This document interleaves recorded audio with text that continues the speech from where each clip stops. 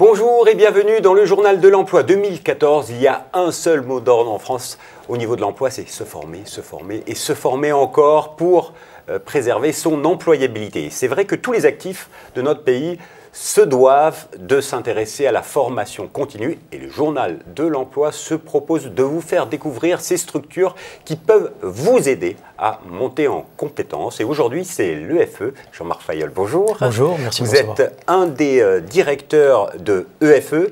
EFE, en deux mots, c'est formé dans de nombreux domaines, allant de la fiscalité au management, dans le secteur public, dans le secteur privé. Mais dites-le nous avec vos mots. En quelques mots, EFE a été fondé en 1988, édition formation entreprise. C'est l'inventeur des formations opérationnelles.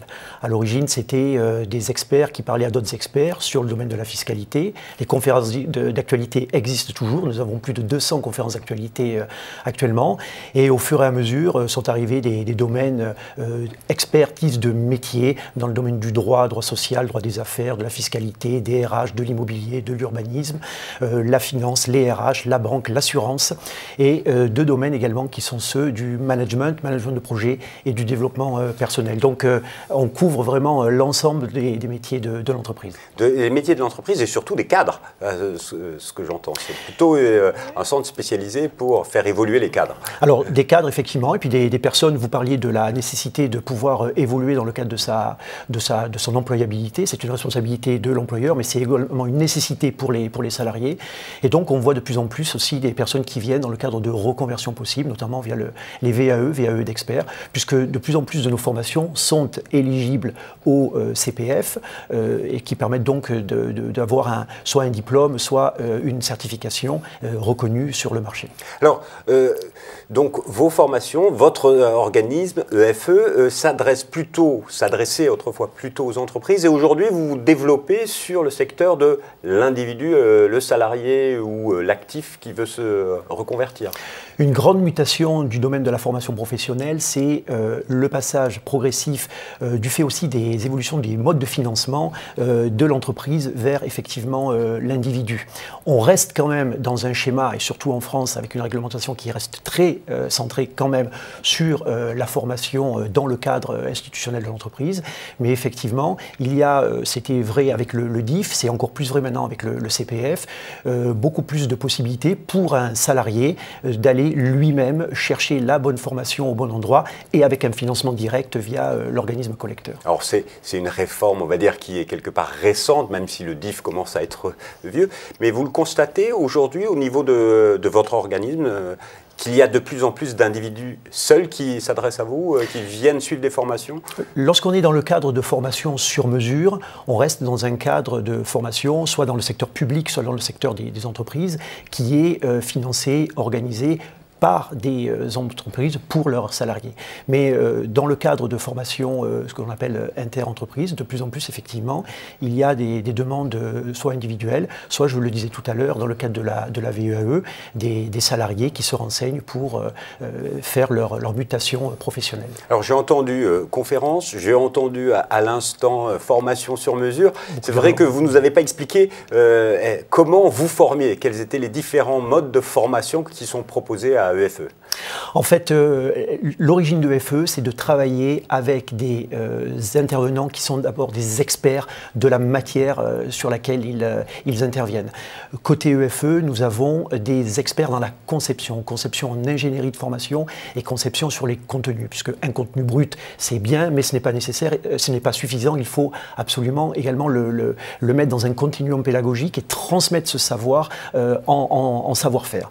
Donc la pédagogie de EFE, c'est du présentiel très axé sur le faire et de plus en plus de la classe virtuelle, des formats en demi-journée et également des dispositifs avec du 100% distanciel ou alors avec du blended learning. C'est un mélange de mix entre du présentiel et du distanciel, notamment vers les formations digitales. La formation digitale, c'est l'avenir selon vous ?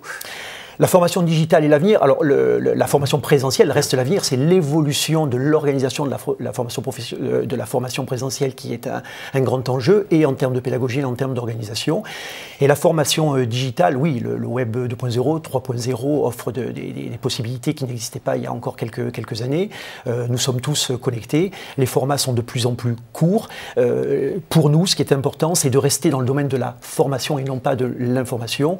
Donc, la qualité pédagogique, la qualité de contenu, la conception pour diffuser un savoir en fonction de la cible reste primordiale. Alors, petite dernière question, compliquée au niveau de la réponse, c'est aujourd'hui, quand on s'adresse à EFE, un coût de formation, ça peut aller de combien à combien? Et comment est prise en charge éventuellement la formation?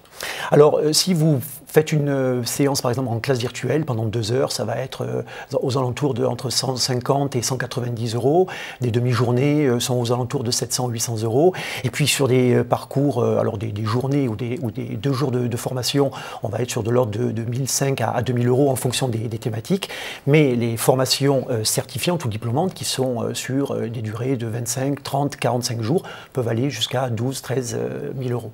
Et là, il y a des possibilités de prise en charge, et là, c'est un petit peu compliqué, parce que la prise en charge de la formation, c'est toujours compliqué en France. Oui, mais il y a pour cela des organismes collecteurs agréés. Donc nous, notre rôle également, c'est d'accompagner les entreprises ou d'accompagner les salariés à aller trouver le bon financement. Nous avons une structure dédiée au sein de EFE qui permet un accompagnement véritablement personnalisé, et sur le projet professionnel et sur les possibilités de financement de ce projet. Eh bien, merci beaucoup pour toutes ces informations. Allez, petite dernière question, c'est, j'ai vu sur votre site internet qu'il y a 7 bonnes raisons pour choisir EFE dans son cadre et son plan de formation. Si vous deviez en choisir qu'une seule, ce serait laquelle? Nous faisons des formations véritablement opérationnelles conçues par des experts.